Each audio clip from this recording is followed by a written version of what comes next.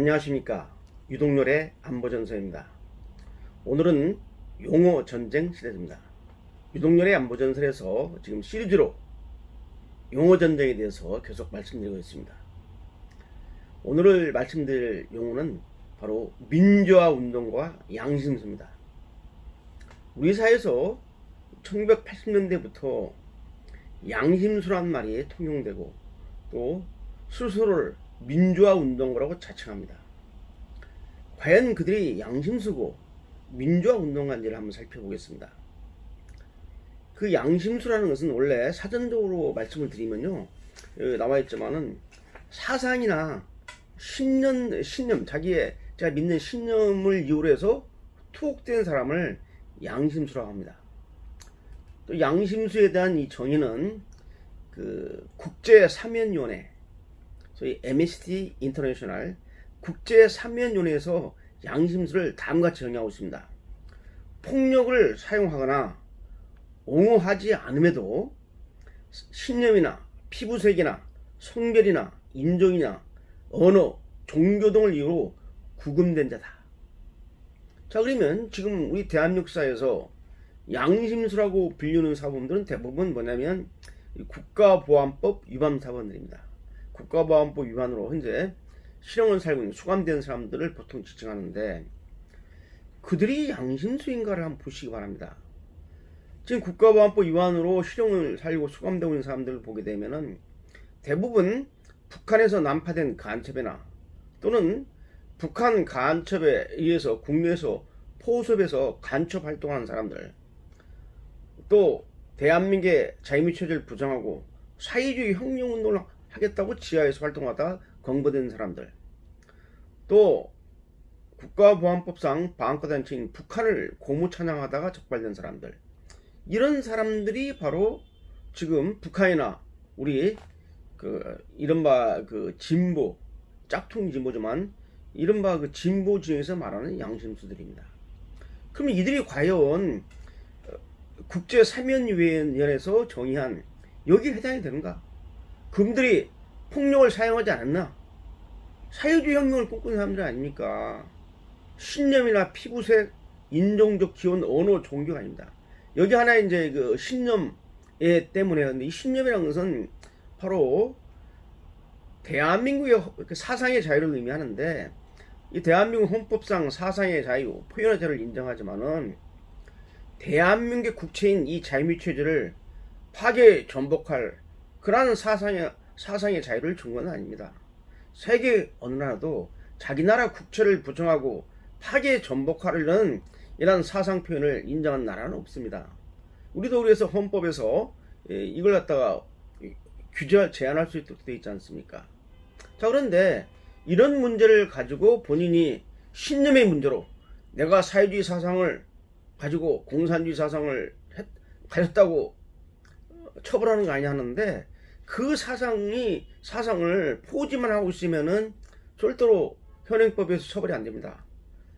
자기가 믿고 있는 사상을 표출을 해가지고 행동으로 옮겼을 때, 그 행위가 현행법에 위반됐을 때, 소위 국가보안법이라든지 각종 거에 위반됐을 때 법적으로 제약을 하는 거죠.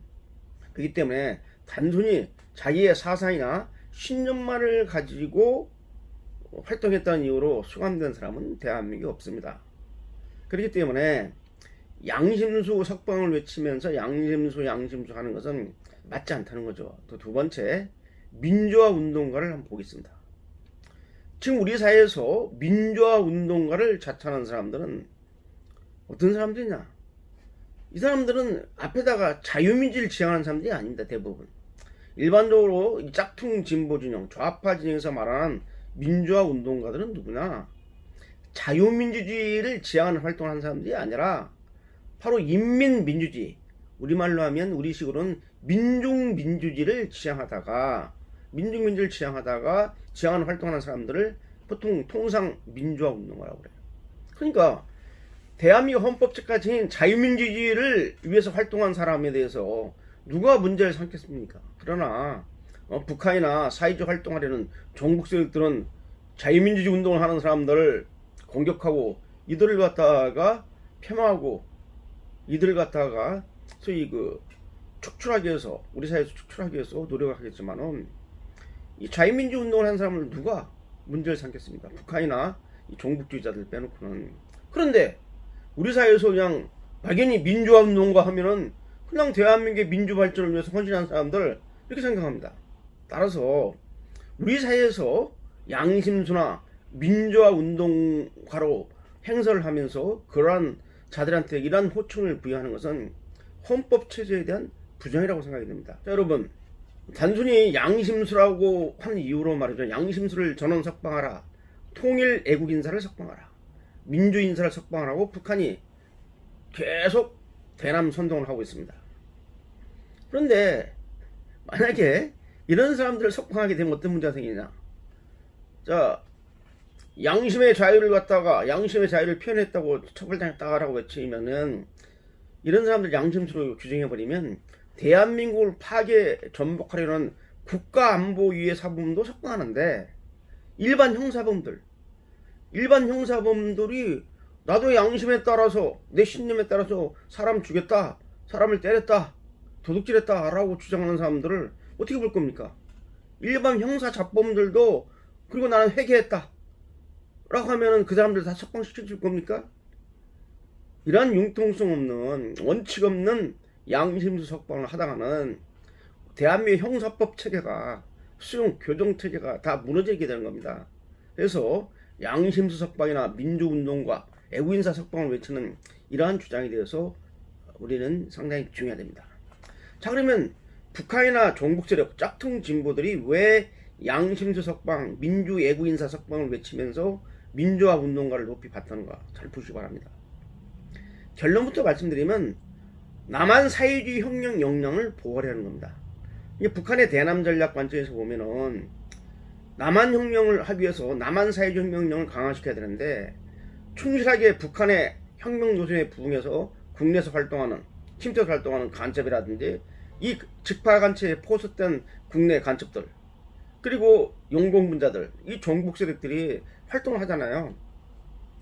이들을 보호해줘야지 남한 사회주의 혁명 역량이 보호되고 결국은 이게 그들이 지향하는 주체 사회주의 혁명을 달성할 수 있거든요. 그러니까 남한 혁명의 핵심 동력들을 갖다가 보호해주기 위해서 이들한테 민주화 운동과 양심수 또는 민주인사, 애국인사란 통일 애국인사란 그런 명칭을 붙여가지고 바로 보호해주려는 북한의 대남 전략적 의미가 여기에 내포되어 있습니다. 이 점을 간과해서는 안 됩니다. 자, 그 다음에 앞으로 우리가 이제 이 문제를 접근할 때 이런 이제 반박 논리를 내세워야 됩니다.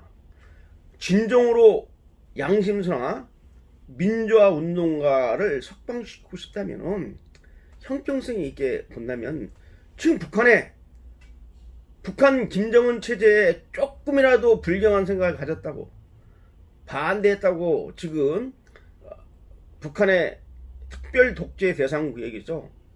북한에서는 이 관리소라고 합니다. 관리소. 이것은 일반 교도소와는 다릅니다.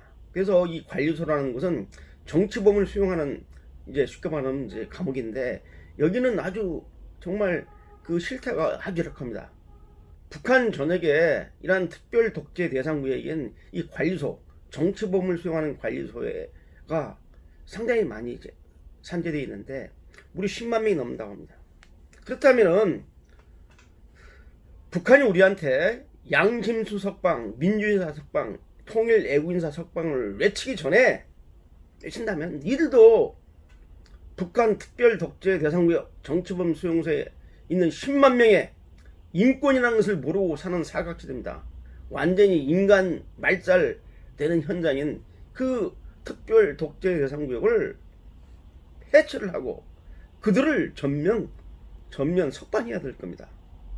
이런 조치를 안 하면서 우리한테 도리어 양심수 운운하면서 석방하라, 대한민국을 파괴 전복하려는 이런 세력들을 석방하고 외치는 북한의 행동이야말로 반문명적인 바로 그런 공세인 겁니다. 그래서 오늘 용호전쟁 시리즈 바로 우리 사회에서 통용되는 양심수 민주화 운동과는 바로 대한민국의 헌법적 가치인 법치를 갖다가 부정하고 북한의 빌붙어 가지고 즉 북한에 주름받고 활동하는 간첩이나 포섭 간첩, 또 사회정의를 선동하는 북한을 추종하는 소위 그 종북주의자들이 바로 그런 사람이기 때문에 이런 사람들한테 거룩한 용어인 양심수라든지 자유민주를 지키려는 활동했던 민자운동가라는 호칭을 붙이면 안 될 것입니다. 오늘 여기까지입니다. 감사합니다.